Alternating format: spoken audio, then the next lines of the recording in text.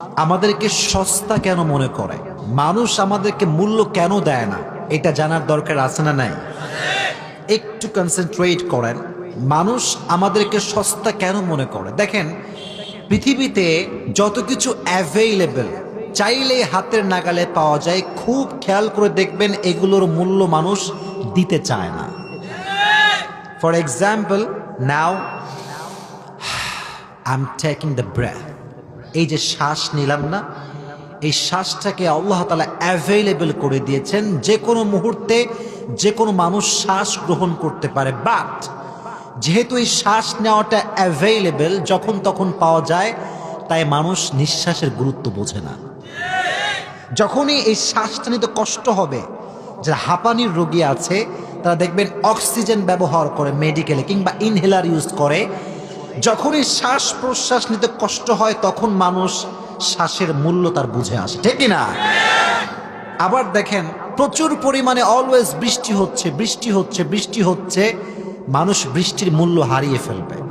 আবার যদি হঠাৎ করে বৃষ্টি শেষ, প্রখর রোদ, খালি খরা আর খরা, তখন দেখবেন মানুষের কাছে বৃষ্টির মূল্য বুঝে আসবে, ঠিক না?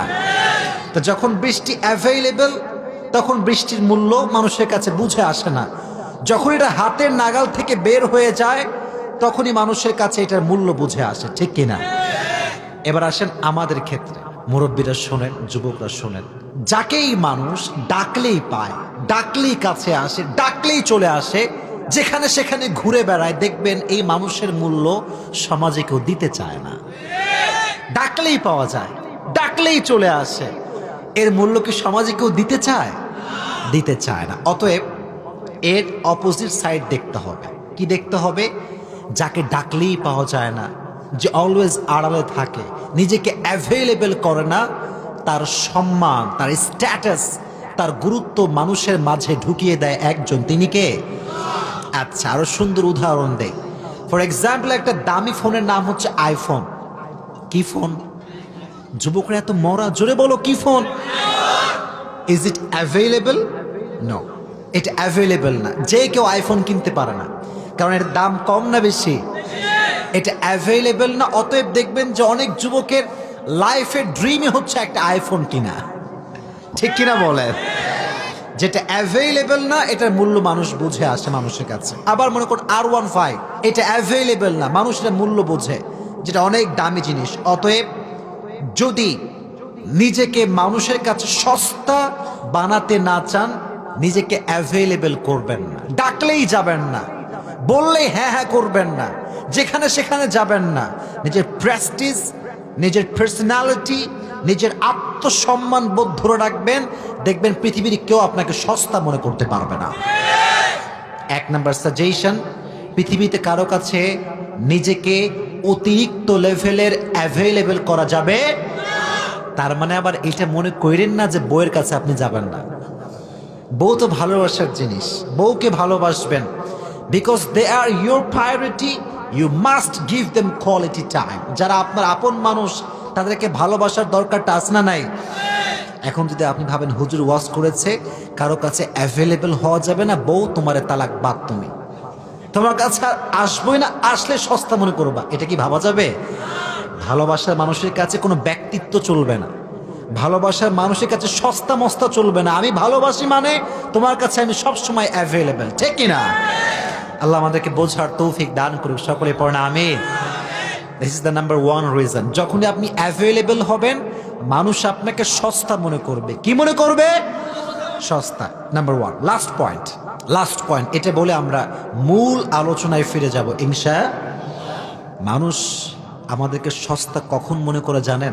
যখনই আপনি কাউকে তার যোগ্যতার চাইতে বেশি ভালোবাসা দিবেন, তার যোগ্যতার চাইতে বেশি সম্মান দিবেন, দেখবেন সে আপনাকে বাজারের পচা আলুর মতো ছুঁড়ে ফেলে দিবে।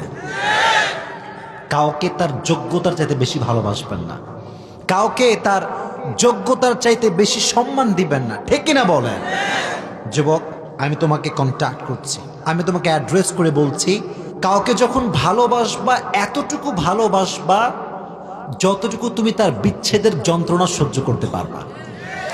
এখনকার যুবকরা যখন কাউকে ভালোবাসে, সব কিছু উজাড় করে ভালোবাসে, আর যখন ছ্যাঁকা খায় 14 গোষ্ঠী ব্যাকা হয়ে যায়।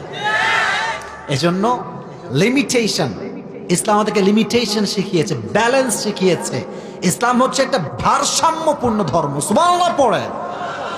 ইসলামে একটা ব্যালেন্স আছে না নাই?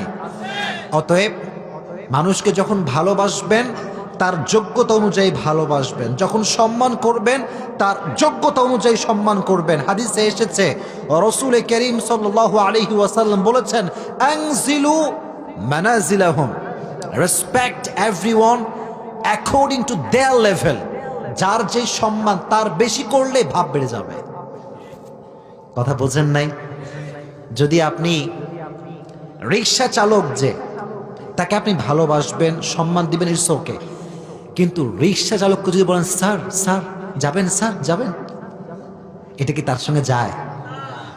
কথা কোন যায়? আমি বলছি না যে আপনি সম্মান করবেন না, সম্মান অবশ্যই করবেন, লেভেল আছে। যার যে লেভেলের সম্মান তাকেই সেই সম্মান দিবেন, এটাই হচ্ছে ইসলামের স্ট্যাটাস। সুবহানাল্লাহ পড়ে। এজন্য যুবক ভাইয়েরা, এক, নিজের অ্যাটিটিউডকে মেয়েদের অ্যাটিটিউড বানাবো না। 2 নাম্বার, নিজেকে কারোর কাছে সস্তা করবো না। ইনশাআল্লাহ আমাদের সবাইকে পার্সোনালিটি মেইনটেইন করে চলার তৌফিক দান করুক। সকলে পড়না আমিন। আমাদের সবাইকে আত্মসম্মান বোধ নিয়ে আল্লাহ তাআলা চলার তৌফিক দান করুক। সকলে পড়না আমিন।